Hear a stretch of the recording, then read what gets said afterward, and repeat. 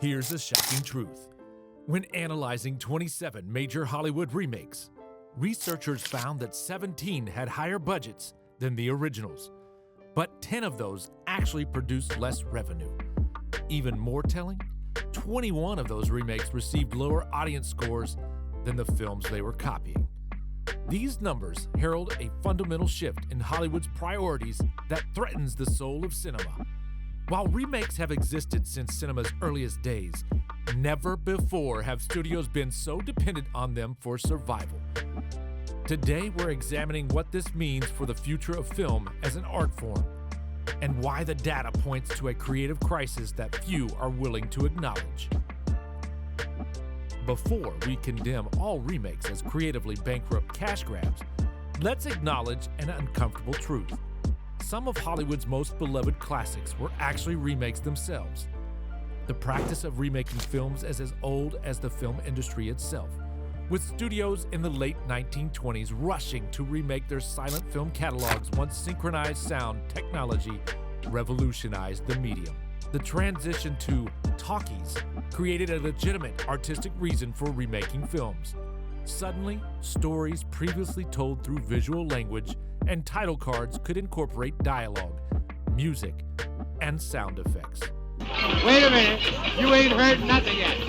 Studios were reimagining these narratives through an entirely new technological paradigm that fundamentally changed how stories could be told.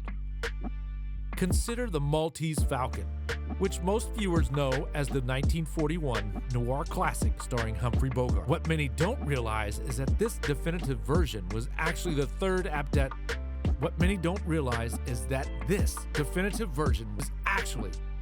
film adaptation of Dashiell Hammett's novel in just 10 years. Warner Brothers first adapted it in 1931, then again as Satan Met a Lady in 1936, before John Huston's 1941 version finally perfected the formula. This early success of technological reinvention set the stage for future remakes that would genuinely expand a narrative's potential. A Star is Born demonstrates how remakes can meaningfully evolve across generations, from Janet Gaynor's 1937 original to Judy Garland's musical transformation in 1954, through Barbra Streisand's rock-era version in 1976, and Bradley Cooper's contemporary exploration of addiction and artistic authenticity in 2018. Each iteration reflected its era's cultural concerns while preserving the emotional core of the story. The 1980s produced remarkable examples that surpassed their originals. John Carpenter's The Thing in 1982 reimagined the 1951 film by returning to the source material's darker themes and employing groundbreaking practical effects. Also, Brian De Palma's Scarface in 1983 transformed the 1932 gangster film into a brutal epic that captured 1980s Miami's excesses and cemented Al Pacino's Tony Montana as an unforgettable character. These successful remakes were like technological Renaissance paintings, using new tools to create fresh masterpieces from familiar subjects. They succeed because filmmakers with distinct artistic visions saw unrealized potential in the original material. They leveraged technological advancements, offered fresh perspectives rather than slavish recreations, achieved cultural relevance by speaking to contemporary audiences, and were guided by directors with clear, creative visions. However, the industry's approach began shifting in the 1990s. While previous decades saw remakes emerge from artistic inspiration or technological advancement, studios now systematically evaluated their film libraries as potential remake fodder. Films like Cape Fear, 1991, demonstrated that familiar titles could be successfully updated, but the motivation increasingly became commercial rather than artistic. The practice transformed from creative reimagining to strategic mining of intellectual property, a risk mitigation strategy rather than an artistic endeavor. Behind the transformation of Hollywood's remake strategy was a seismic shift and who controlled the industry's creative decisions. When massive media conglomerates began absorbing independent studios in the late 1990s, they were fundamentally altering Hollywood's creative DNA. The industry witnessed a strategic series of acquisitions that remapped creative control.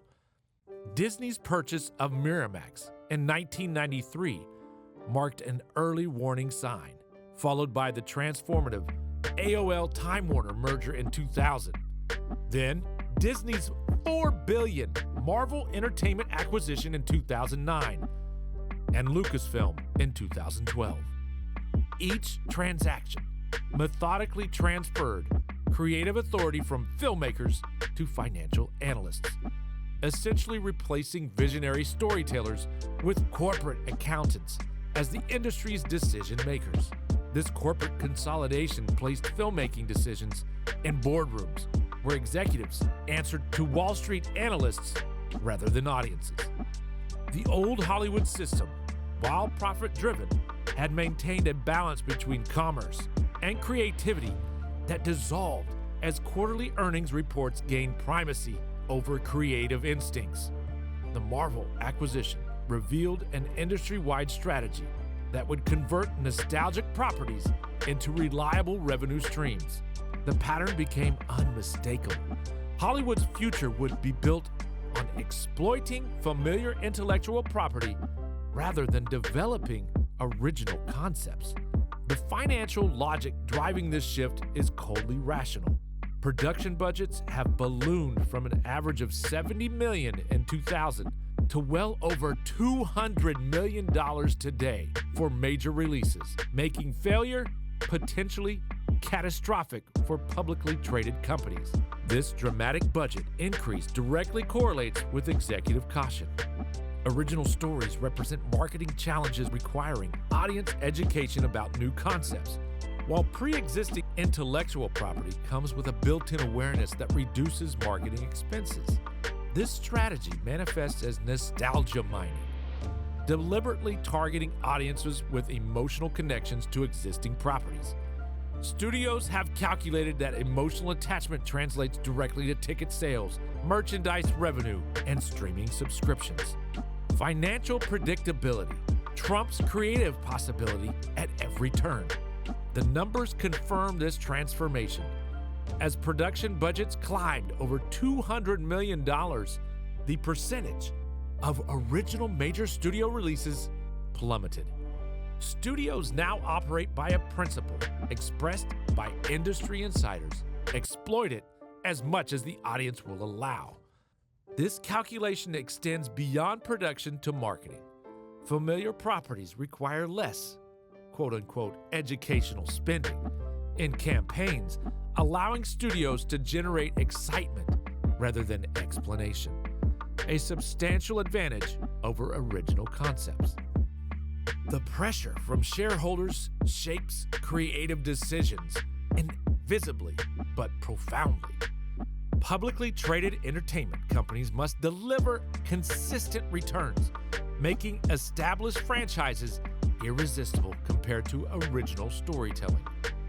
This corporate environment rewards executives who greenlight successful remakes while scrutinizing those championing riskier original projects. The cumulative impact has dramatically shifted Hollywood's creative landscape. In 2025, 50 to 75% of major studio releases will be remakes, reboots, or adaptations rather than original stories. The remake paradox reveals itself in a troubling pattern across Hollywood's output.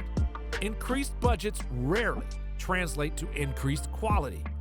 This financial artistic disconnect demands deeper examination through data analysis rather than mere opinion.